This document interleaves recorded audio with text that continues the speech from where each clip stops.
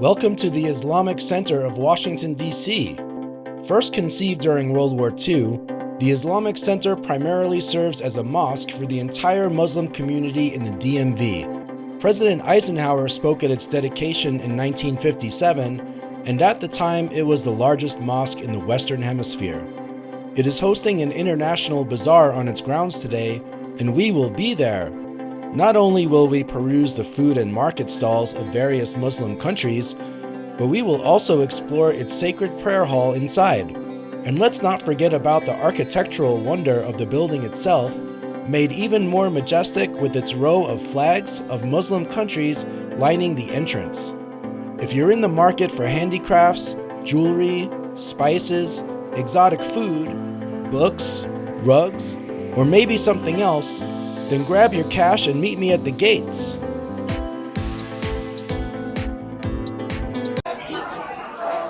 Hi, how are you?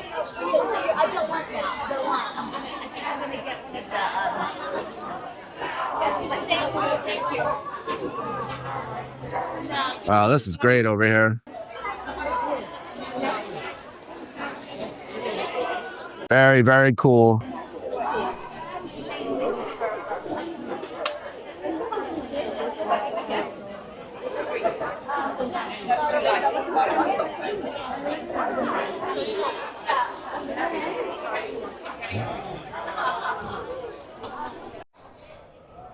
Yeah, look at this building. Quite a piece of work.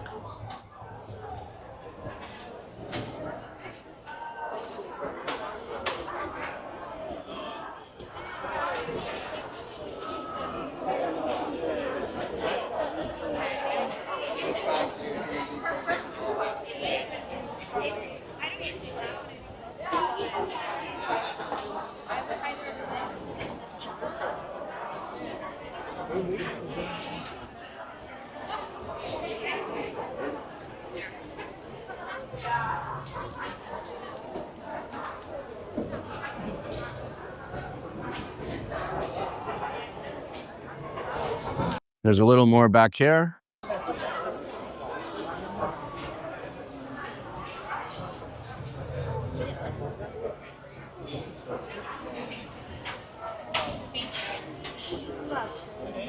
Would you like to grab some cake? Hello? It is no sugar. No sugar. Thank you. $8. All right, I got them. Well, you can just look here. You put that. Thank you. Where's dessert? Oh, yeah.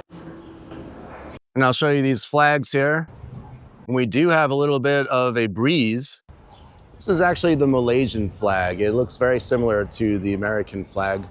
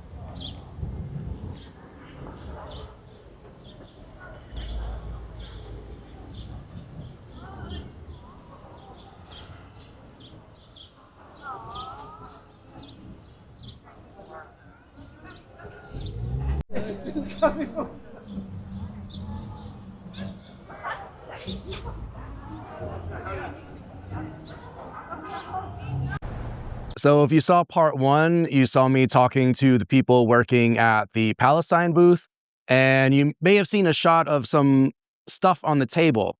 And with that stuff, there were some bookmarks, and I grabbed one of those bookmarks on the way out, and I want to show that to you now. So here it is.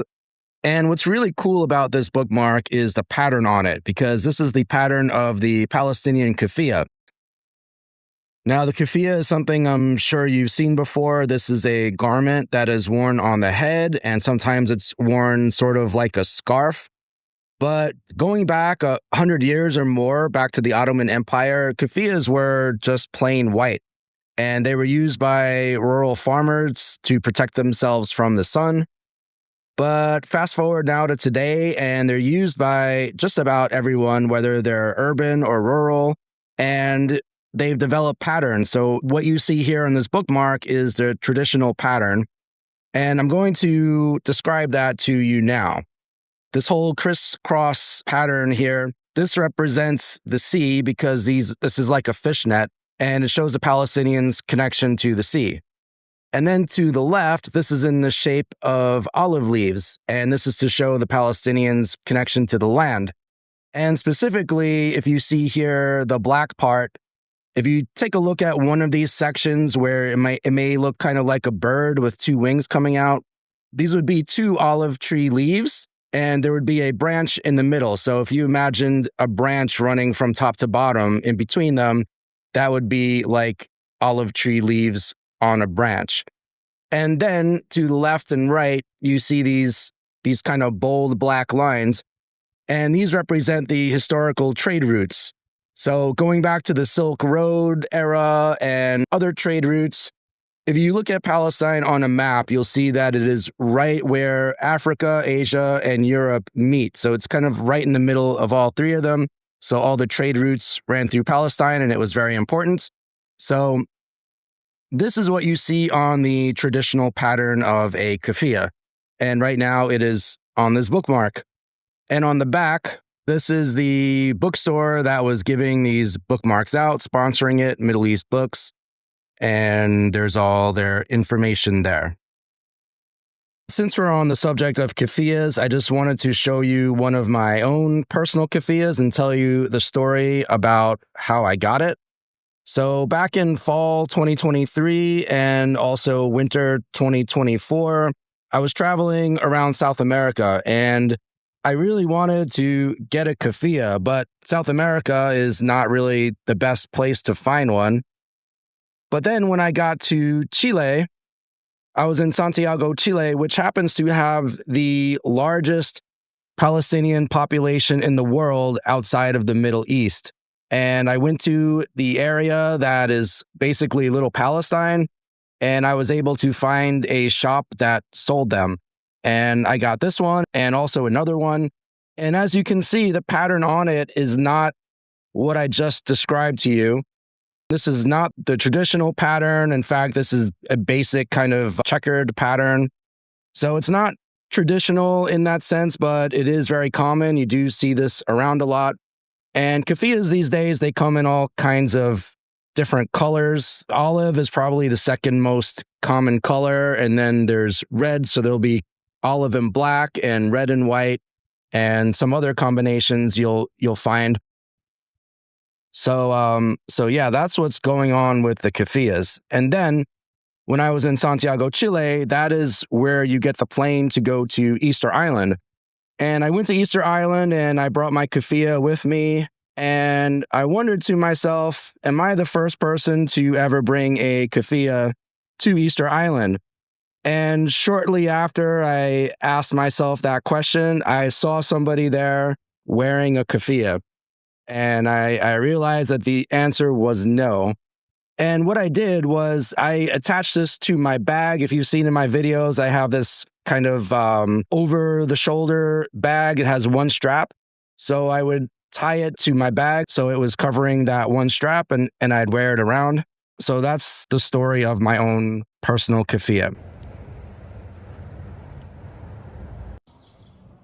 Well, guys, I hope you enjoyed this tour of the Islamic Center of Washington, D.C., and especially the International Bazaar inside. Very cool place, very cool event to catch, and I hope to catch you in the next one. This is Vigoroso, off to the next cool spot. Like and subscribe, and we will see you next time. Take care, guys.